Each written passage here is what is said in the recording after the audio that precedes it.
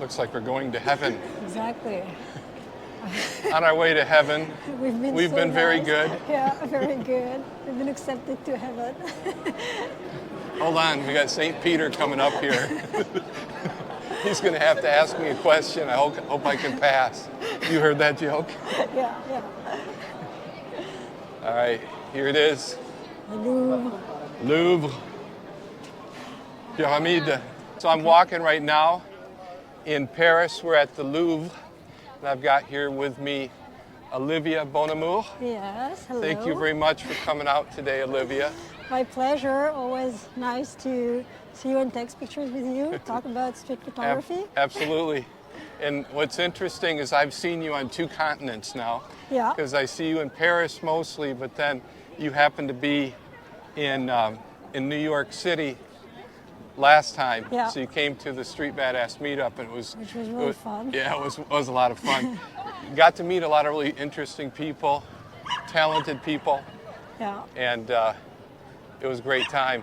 Discover, we got a dog. discover new styles, and yeah, that was a really fun day. As always. So do you ever come and shoot here in the Louvre? Yeah, I actually do. I like it depends. Like in the summer, end of day, the light is really soft, and I mean there are like areas you can play with the lights because you play with the shadow and the light, so it's always interesting. And there are always lots of things going on in the Louvre, so it's good to come here.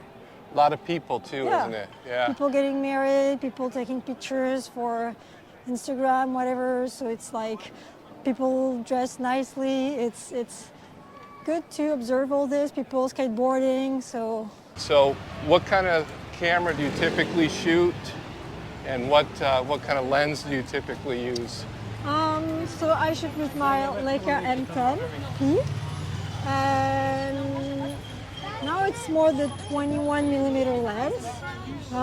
So it's always between 21 and 35, so it could be 28 or 35. Yeah, like now I like really wide angle. I tell you, when I saw that 21mm lens on that camera, I had a little bit of lens envy. Yeah. Yeah.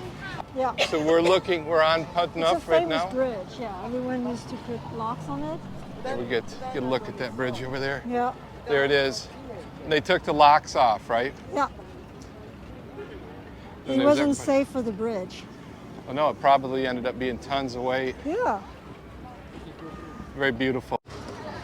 So one thing that I find really interesting is that you actually are able to do basically part-time New York City and part-time Paris. Paris, yeah. And if I was able to just like choose personally 2 cities that I could do the exact same thing, I would do those 2 right there, because you're kind of like living my dream.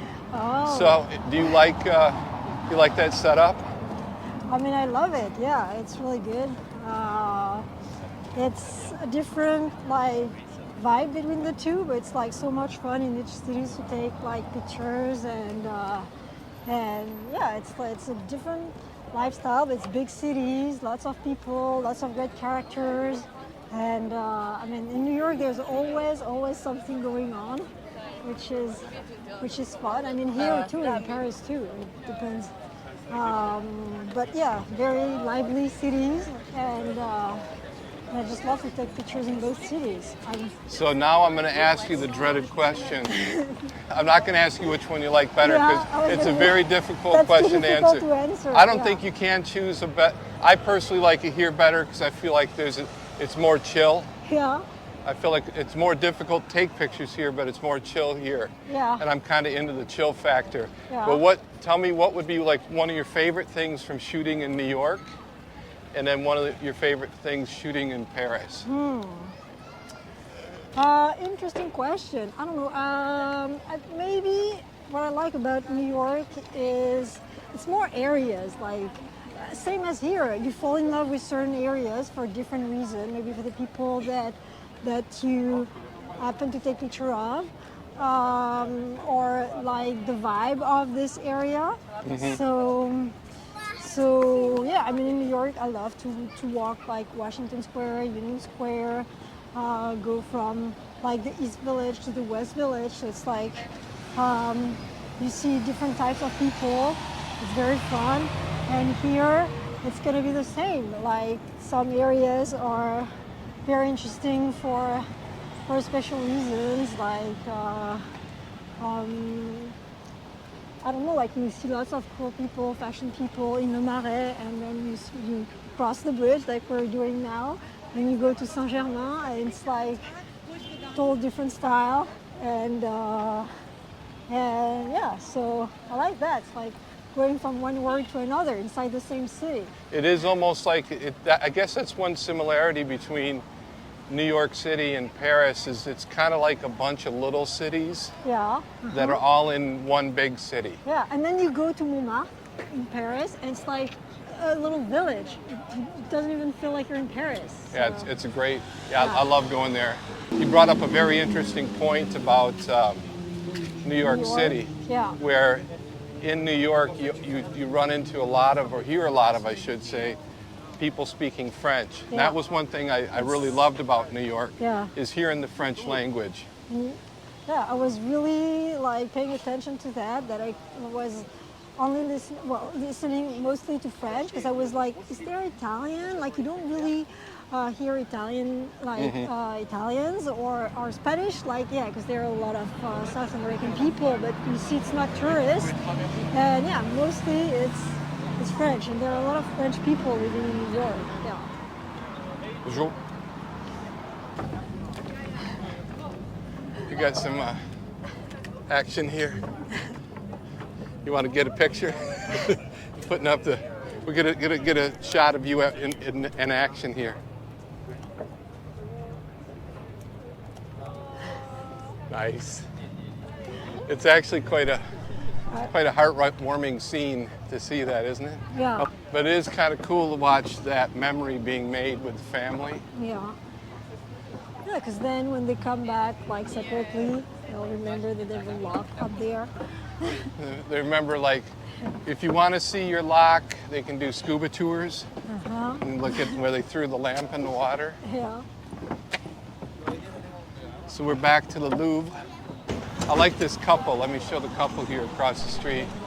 It's kind of the alternative they're music cuddling? couple. Yeah. Yeah.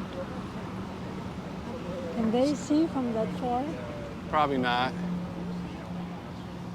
That's the thing about this is just got like the lens, right? Yeah. So we'll get the couple here as we walk by. Yeah. How cute. Still holding hands.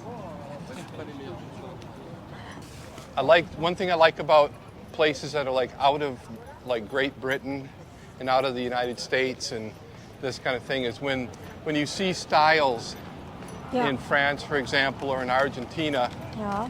they're not afraid to kind of mix it up. Yeah. You know, they're like, you can be like completely covered in tattoos Yeah. and then also wear like the Lacoste. Yeah. Everything's Lacoste. Yeah. You know, and that's something that they'll do. Like you'd never do that back in the States. Really? No. Or I mean, never is a big word, but Yeah. in the States you would be like, if you're a tattoo guy, you're going to wear like a certain kind of Yeah. style. It goes with the style. It's almost like a uniform kind of Yeah. thing, right? Yeah. And it's the same thing you see in Argentina too. Like you see guys with like a mohawk, but then they'll have a suit on. You know? Yeah. I like that. That's Yeah, really it's cool. Yeah. It's an interesting thing to see photography-wise. So let's give everybody a look at where we are. The Louvre. It's true that when I walk here, I like to imagine things. It's like, it's been here for like so many years. So you can like imagine stories and stuff.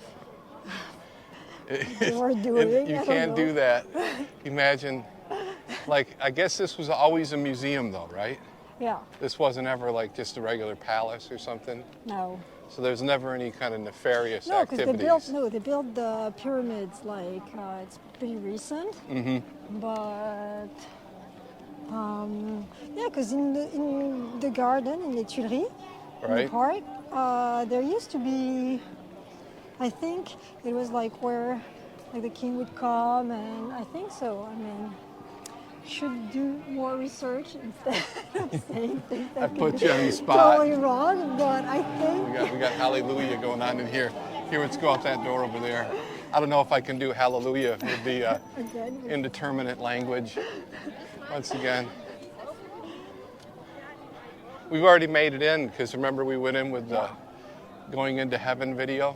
yeah. So we don't need any It's more good of the 'cause, hallelujah. like, we walked on the right side. Now we're gonna go to the left and see if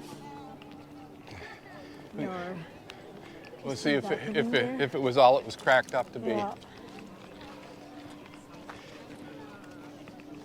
So you are one of these people who likes to shoot as often as possible. Yeah, every day is if possible. If I don't shoot like in 2 or 3 days, I feel depressed. Yeah, me too. I understand that completely. And yeah, I mean, it's especially like what in Paris or like there are so many things going on. It's easy to go outside even if you have an appointment, anything. You just grab your camera with you and something will happen, whether in the subway or in the bus or outside. So yeah, you have to have your camera ready with you all the time, ready to shoot. I think it's a great city for photography. Just even if you're just taking architectural photography, Yeah. you can't go wrong. You can almost just point your camera anywhere. Yep, there it is, Yeah, and then you're good. You got a little wind here. yeah. Got some weather. Pardon. One thing I noticed about Paris is I spent a lot of time here back in the late 80s, Yeah. is not many people spoke English back then. No. It was like, Yeah.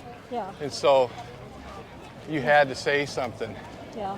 You had to like get your French going because that was it. But like They now, didn't make the effort. No, back then it was you a don't oof. speak French, too bad for you. yeah, Now it's much better. and now everybody's like, Everyone speaks English. speaks Yeah. English mostly. Yeah. It's quite shocking compared to the way it was. Yeah. Alrighty, so let's wrap it up here. I appreciate you coming out and talking to me, Olivia. Anything else that you want to Pleasure, add? Or always. What I want to add, I don't know. I think every place is, no matter if you are in big cities, everywhere, it's like so good to shoot. So take pictures of what's your everyday life, people you run into, and photography is endless. So it doesn't really matter where you are. It's just how you look at things, and that's a good way to start, I think. beautifully said. Thanks very much, Olivia.